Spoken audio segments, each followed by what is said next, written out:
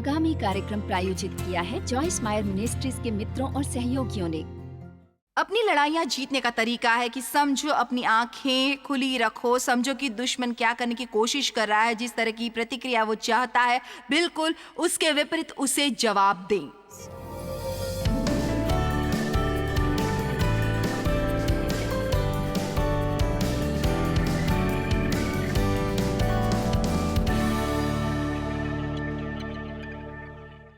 हम एक आत्मिक युद्ध में हैं और इसके बारे में कोई शंका नहीं है। और इफिसियो 6:12 में लिखा है, हमारे युद्ध मांस और लहू से नहीं है। बस इस सुबह मेरे साथ जुड़े रहिए और मेरा विश्वास करें जब मैं कहती हूँ आपकी परिस्थिति आपकी समस्या नहीं है, आपको छुड़ाने वाले लोग आपकी समस्या नहीं है।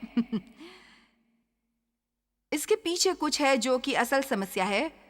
और जब शैतान किसी व्यक्ति के जरिए काम करता है तो बस ये कहें कि वो आपको हर समय परेशान रखने की कोशिश किसी व्यक्ति के जरिए कर सकता है। क्या किसी के जीवन में ऐसा व्यक्ति है, ये ऐसा है कि आप उठते हैं और आपका दिन अच्छा जा रहा है और वे दिखाई दिए और सब कुछ खत्म, वो खैर अपनी लड़ाइयाँ जीतने का तरीका है। अब मैं जो कहने जा रही हूँ वो सुनो। अपनी लड़ाइयाँ जीतने का तरीका है कि समझो, अपनी आंखें खुली रखो, समझो कि दुश्मन क्या करने की कोशिश कर रहा है, जिस तरह की प्रतिक्रिया वो चाहता है बिल्कुल उसके विपरीत उसे जवाब दे।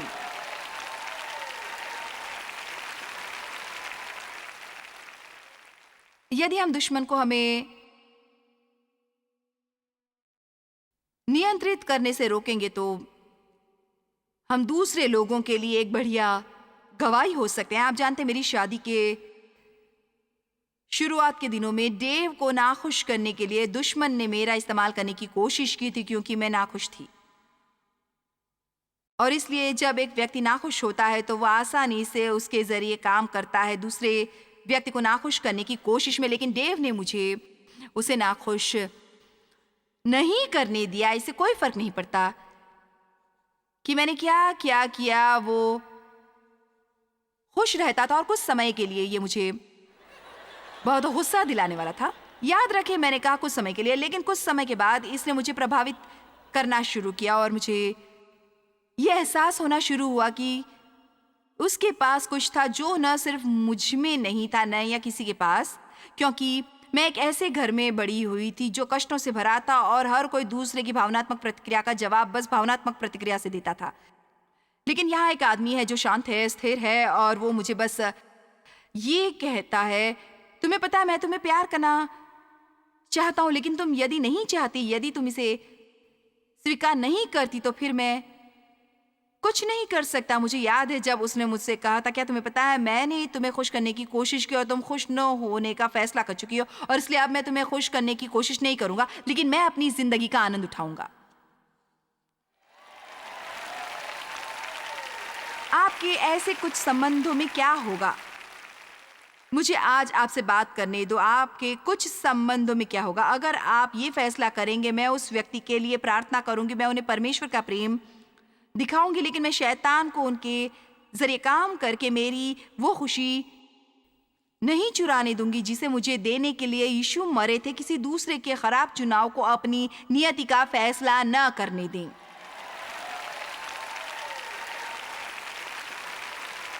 ये लिखने लायक है, किसी दूसरे के खराब चुनाव को अपनी नियति का फैसला न करने दें।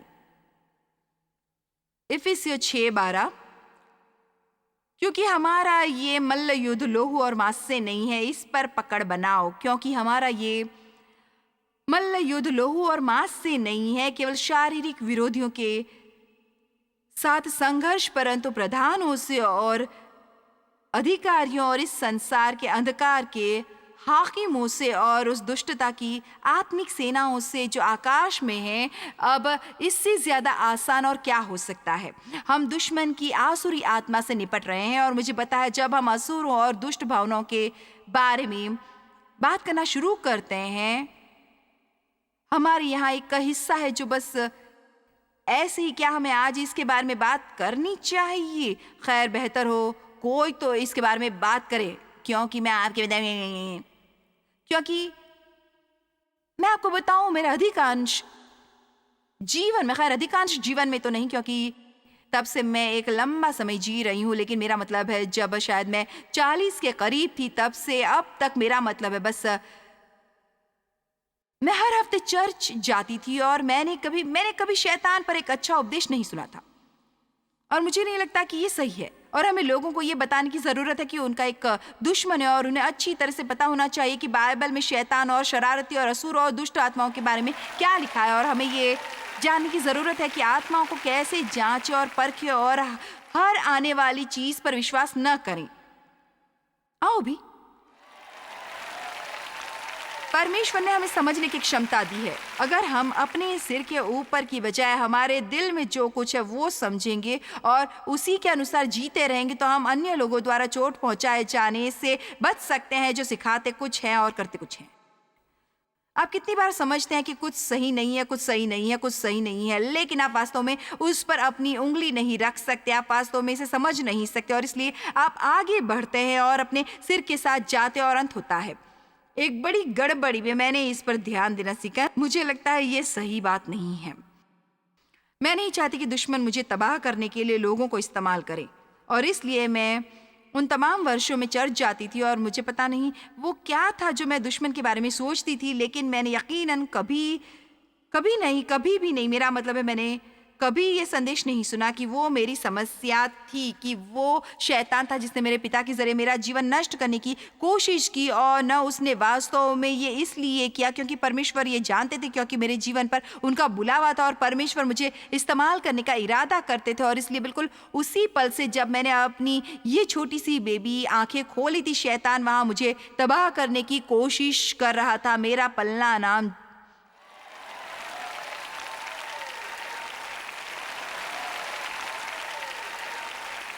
तो मेरे पिता जिन्होंने मेरा नाम रखा था, उन्होंने कभी ये समझ नहीं पाया कि भले ही वो मेरा यौन शोषण कर रहे थे, हर बार जब वो मुझे आवाज देते वो कहते आनंदपूर्ण आत्मा वाला छोटा उपदेशक।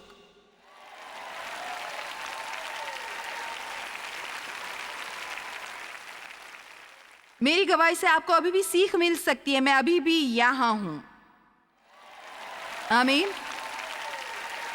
और इसलिए हम हैं जो हर दिन सीख रहे हैं और हर दिन के साथ मैं होशियार और ज़्यादा होशियार होना चाहती हूँ और मैं ज़्यादा से ज़्यादा दुश्मन के कामकाज को समझना चाहती हूँ। मुझे पता नहीं था कि ये दुश्मन था जो मेरे पिता के ज़रिए काम कर रहा था और मैं दुश्मन के हाथों में खेलती रही। मेरे पिता ने मुझे चोट पहुँचाई। मुझे क्या करना चाहिए था? उसे नफरत करनी चाहिए थी और उसे वापस करना सीखो और अपने पिता से नफरत करके उनके प्रति कड़वाहट और जो मेरे पिता ने किया उनके लिए सभी पुरुषों को दोष देके मैं उसे वापस जवाब नहीं दे रही थी। उसे वापस जवाब देने का तरीका है कि जो वो आपसे चाहता है उसके बिल्कुल उल्टा करे, कि क्षमा करे और संभव हो तो मदद करे। इसी तरह आप दुश्मन को जवाब दे सकते हैं, बिल्कुल उल्टा करके। हर बार जब मैं यहाँ ऊपर आती हूँ, अपना मुंह खोलती हूँ, मैं दुश्मन को वापस जवाब देती हूँ। ठीक है, हर बार जब आप किसी को क्षमा करते हैं जिसने आपको चोट पहुंचाई है तो आप शैतान के मुंह पर दरवाजा बंद करते हैं। हर बार जब आपको कठोर और गुस्सा होने का अवसर मिलता है तो आप ऐसा करने से मना करते हैं, लेकिन इसकी बजाय आप उस व्यक्ति के लिए प्रार्थना करते हैं या समझबूझकर उनकी मदद करते हैं। ओ मेरा खुदा, शैतान टूट जाता है।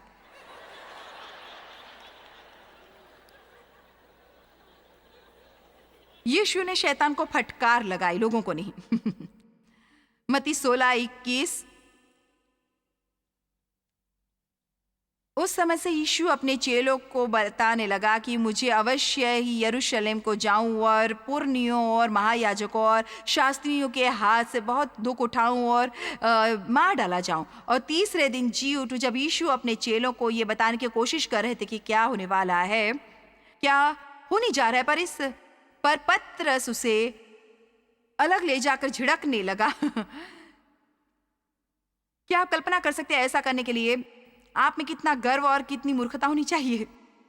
लेकिन देखो, भले ही पतरस यीशु से प्रेम करता था और भले ही वो परमेश्वर का महान आदमी होने वाला था, उसमें कमजोरी थी जिसके जरिए काम करने में शत्रु सक्षम था और उसकी कमजोरी थी गर्व और भय। और ये अब बाइबल में अन्य स्थितियों में भी देख सकते हैं। जब उसने यीशु का इंतजार किया, ये डर के कारण था खैर मुझे नहीं पता कि पतरस के मन में वास्तव में क्या चल रहा था, लेकिन मुझे लगता है कि ये इसका ही एक हिस्सा था। खैर यदि वो कष्ट उठाने वाला है और हम उसके साथ हैं तो इसका मतलब है कि हम भी खतरे में हो सकते हैं। जो भी उसने सोचा था वो निश्चय ही चीजों को सही तरीके से नहीं देख रहा था। तो उसने कहा, ओ नहीं, ये नहीं होना चाहिए, नहीं नहीं, ये सही नहीं है, ये नहीं होना चाहिए। खैर क्या होगा यदि यीशु ने पतरस का सुना होता? ओ भी आपने कितने लोगों की बात सुनी है जो शायद आपको अपनी नियति गंवाने का कारण बनी लगे। ओ नहीं नहीं नहीं, आप इसे भी भूल सकते, आप ये नहीं कर सकते। नहीं नहीं, आप नहीं, आपके पास वो गुण नहीं, वो प्रतिभा नहीं है। भाई जब परमेश्वर ने पहले मुझे शिक्षा देने के लिए बुलाया, मेरी ऐसे लोगों के ग्रुप के साथ दोस्ती थी। मेरा मतलब है हम एक ऐसी संस्कृति और पृष्ठभूमि से आते हैं जहां महिलाएं ये काम नहीं करती थी। खैर देखिए, मुझे पता नहीं था कि परमेश्वर महिलाओं का उपयोग नहीं कर सकते, तो मैंने बस जो उन्होंने कहा उसी पर विश्वास किया और वो काम करना शुरू किया जो मुझे लगा कि वो मुझे करने के लिए बता रहे थे। और किसी ने मुझसे कहा, किसी ने मुझे बताया, वो एक महिलाओं का ग्रुप था। हमें किसी ने बताया कि तुमने कहा कि तुम्हें लगता है कि आप किसी महिला द्वारा संचालित दुनिया में सबसे बड़ी सेवकाएं में से एक होने जा रहे हैं। ये संभव नहीं है। हम कर रहे थे, उन्होंने यही कहा, हम इसके बारे में बात कर रहे थे। और आपके व्यक्तित्व के साथ ये बस संभव नहीं है। खैर जैसा मैंने कहा, मैं अभी भी यहाँ हूँ। खैर क्या आप जानते हैं, वास्तव में मेरे साथ मतलबी होने की कोशिश नहीं कर रही थी। ये दुश्मन था जो उनके सांसारिक विचारों के द्वारा मुझे विश्वास दिलाने की कोशिश कर रहा था कि मैं उन काम के लिए एकदम अलग थी और कि परमेश्वर ने मुझे नहीं बुलाया था। देखो, शैतान लोगों के जरिए काम करता है, इसलिए आप ऐसा नहीं है कि हम लोगों को सुनना नहीं चाहते, लेकिन आपको पहले परमेश्वर को सुनना होगा। अपनी नियति को न गंवाएं, क्योंकि दुश्मन किसी और के जरिए काम कर रहा है। वो आपको बताने की कोशिश कर रहा है कि आप नहीं कर सकते, और जो आप नहीं करें, जो आप कभी नहीं करें, आप परमेश्वर की सुने जो कहते हैं कि मैं सब कुछ कर सकती हूँ मसीह के द्वारा।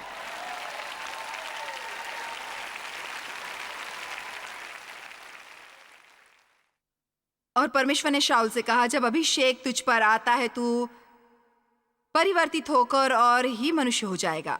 मुझे आपको बताना है आप स्वाभाविक रूप से क्या है। जब परमेश्वर का अभिषेक आप पर आता है, आप पूरी तरह से एक अलग ही जीव बन सकते हैं।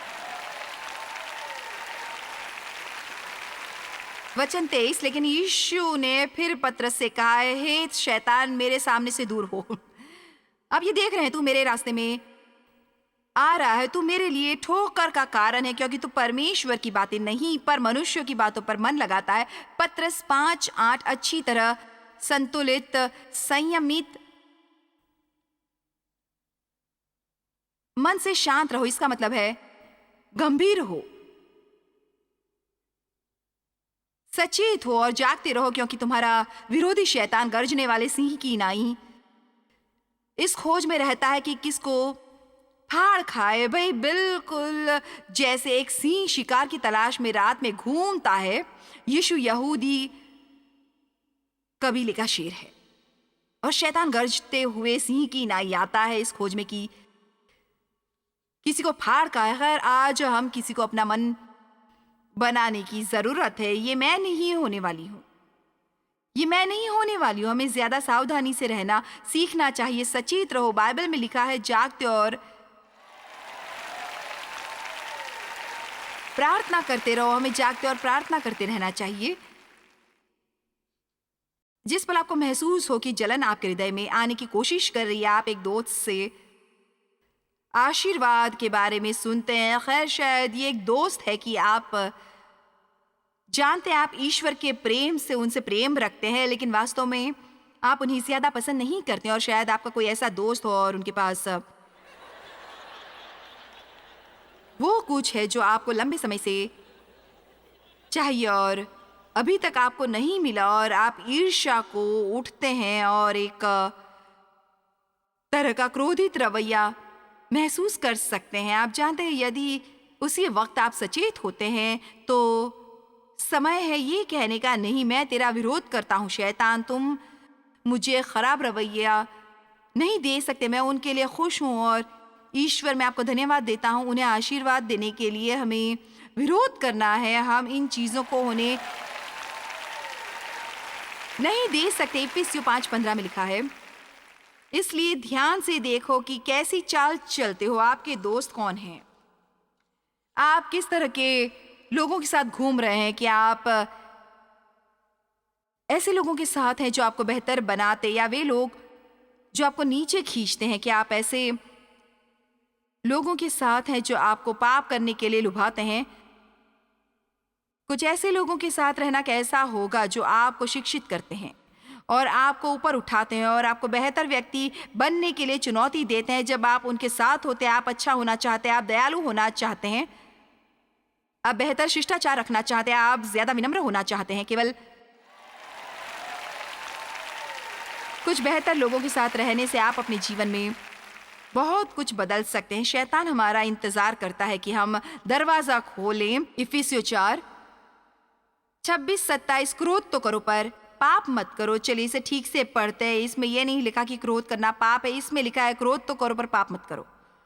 क्रोध एक प्राकृतिक भावना है। जब कोई आपको चोट पहुंचाता है, आप क्रोध महसूस करते हैं। लेकिन मुद्दा यह है कि क्या हम में नियंत्रण है? आत्म नियंत्रण परमेश्वर से उपहार के रूप में, जहां हमें जैसा महसूस करते हैं उसके अनुसार प्रतिक्रिया नहीं करनी चाहिए। क्रोध तो करो पर पाप मत करो। सूर्य अस्त होने तक तुम्हारा क्रोध न रहे। दूसरे शब्दों में, मेरी तरफ देखो जब मैं आपको ये बताती हूँ, क्रोध में बिस्तर पर सोने मत जाओ। जब हम क्रोध में बिस्तर में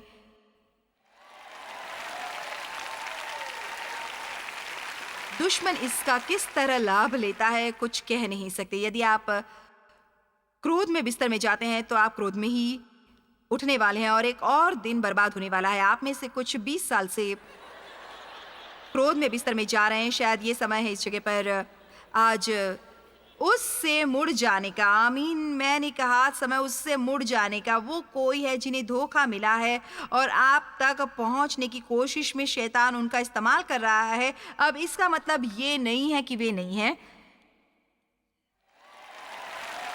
इसका मतलब ये नहीं है कि वे अपने व्यवहार के लिए जिम्मेदार नहीं है। इसका ये मतलब नहीं कि आप जानते हैं हम नहीं करते और खैर ये तुम्हारा दोष नहीं है। ये केवल शैतान आपको इस्तेमाल कर रहा है। हाँ, ऐसा इसलिए कि हम में प्रत्येक की परमेश्वर का वचन सीखने की जिम्मेदारी है और शत्रु को अपना इस्तेमाल न करने दे। लेकिन शायद हमें आज ज़रूरत है कि बजाय ये चिंता करने की कि शैतान हम तक पहुँचने के लिए किसका इस्तेमाल कर रहा है, आइए ये निश्चित करें कि किसी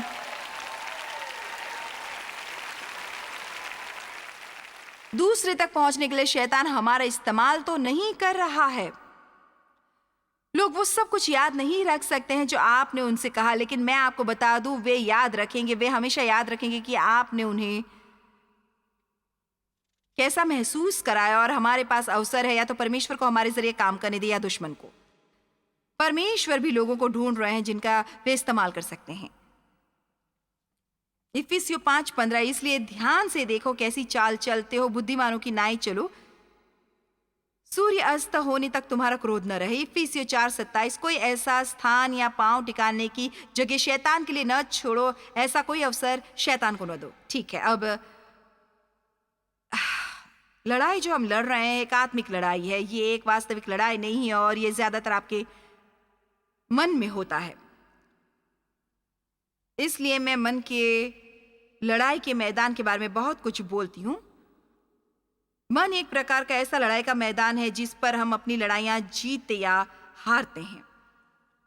और परमेश्वर चाहते हैं हम अपने मन को उनके वचन के सत्य से नया करें।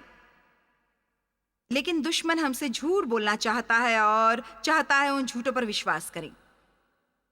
और फिर वो हमारे मन में मजबूत गढ़ बनाता है। और एक मजबूत गढ़ वो जगह है जहां दुश्मन खोदता है और छिपता है।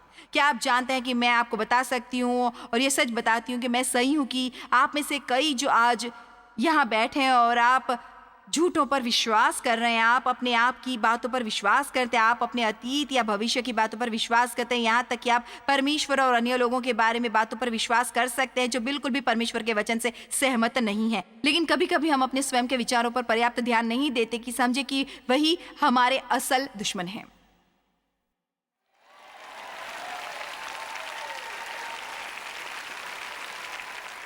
आप आज के बारे में अब तक क्या सोच रहे हैं? आप में कुछ कोई अच्छी चीज लग रही है। लेकिन कुछ को नहीं, ये एक लड़ाई है। 2 कुरिन्थियों 10, 4 और 5। क्योंकि हमारी लड़ाई के हथियार शारीरिक मांस और लोह के हथियार नहीं, पर गढ़ों को ढा देने के लिए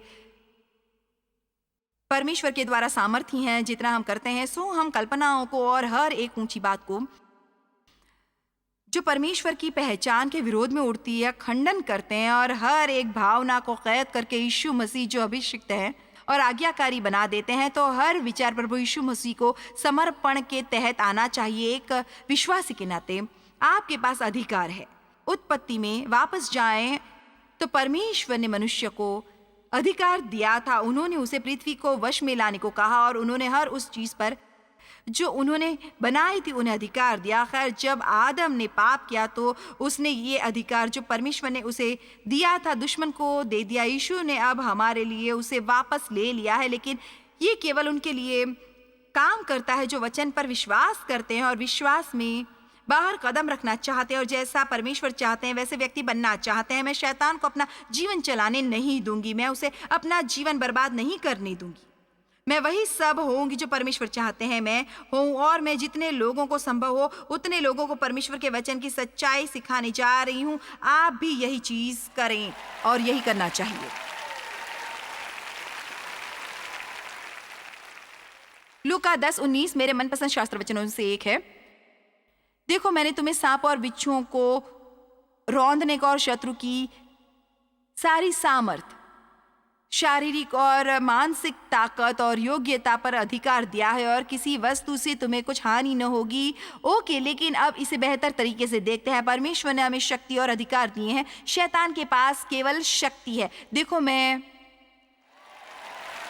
शत्रु की सारी सामर्थ पर तुम्हें अधिकार और सामर्थ्य दिया है। शत्रु के पास वास्तव में कोई अधिकार नहीं है, क्योंकि शत्रु ने उससे उसका अधिकार छीन लिया है। लेकिन हम उसे अधिकार देते हैं यदि हम उसके झूठों पर विश्वास करते हैं, यदि हम नहीं जानते कि हम कौन हैं और वो एक अधिक महान जो हमारे भीतर रहता है, परमेश्वर का पुत्र इसलिए प्रकट हुआ कि शैतान के कामों को नाश करे। हर एक ये कहें और ऐसे कहें कि आप इससे अभिप्राय रखते हैं, शैतान का मुझ पे कोई अधिकार नहीं है। शैतान का मुझ पे कोई अधिकार नहीं है। आप में से कितने सोचते हैं कि आज ही आपके लिए अच्छा है?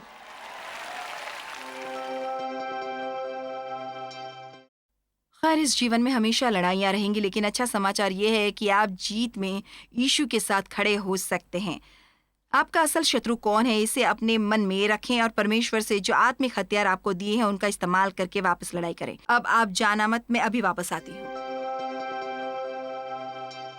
आप में से कई किसी तरह से चोट खाएं, चाहे ये मानसिक, भावनात्मक, शारीरिक या आध्यात्मिक हो, लेकिन परमेश्वर आपको चंगा करना चाहते हैं और उनके वचन में ये करने की शक्ति है। मुझे ये शास्त्र वचन अच्छा लगता है जिसमें परमेश्वर के वचन में स्वाभाविक शक्ति है पूरे अर्थ में। दूसरे शब्दों में आपको सिर्फ इसे भीतर लेना है। मैं कभी कभी इस उदाहरण का उपयोग करती हूँ। आपके भोजन में विटामिन होते हैं, लेकिन आपको इसे लेकर चबाना और अपने सिस्टम में लेना होता है। खैर, जैसे आप परमेश्वर के वचन को बारंबार सुनते हैं, ये एक अनोखा उदाहरण हो सकता है, लेकिन मेरे लिए ये अपने भोजन को चबाने जैसा है। आप जानते हैं, आप परमेश्वर के वचन को अपने में लेते हैं और आप इसे अवशोषित कर रहे हैं, और आप जितना ज्यादा इसे सुनते हैं चीजें बेहतर होती हैं। तो फिर भी तो इसे सुने, और बस एक ही बार न सुने, लेकिन इसे बार बार सुने। जब आप गाड़ी चला रहे हैं, जब आप काम कर रहे हैं, या कुछ भी जो आप करना चाहते हैं, तो आप जानते हैं आप एक और काम कर सकते हैं जिससे इसकी शक्ति सचमुच दुगनी हो जाएगी। जॉयस मायर मिनिस्ट्रीज में आप हमारे लिए बहुत ही कीमती हैं, जितना कि आप जानते हैं। हम आपकी सराहना करते हैं और इस सेविकाई को दुनिया भर में संभव बनाने के लिए हम अपने दोस्तों और सहभागियों को धन्यवाद देते हैं। हम साथ मिलकर भूखों को खाना खिलाते हैं, गरीबों को कपड़े देते हैं और कई देशों में सुसमाचार बांटते हैं। अपना प्रार्थना निवेदन भेजने के लिए कृपया आज ही संपर्क कीजिए। हमारे स्रोतों के बारे में और भी जानिए। जॉयस की सभाओं की सूची देखिए हमारे साथ सहभागी बनने के लिए, क्योंकि हम दुनिया भर में मसीह के प्रेम को बांटते हैं।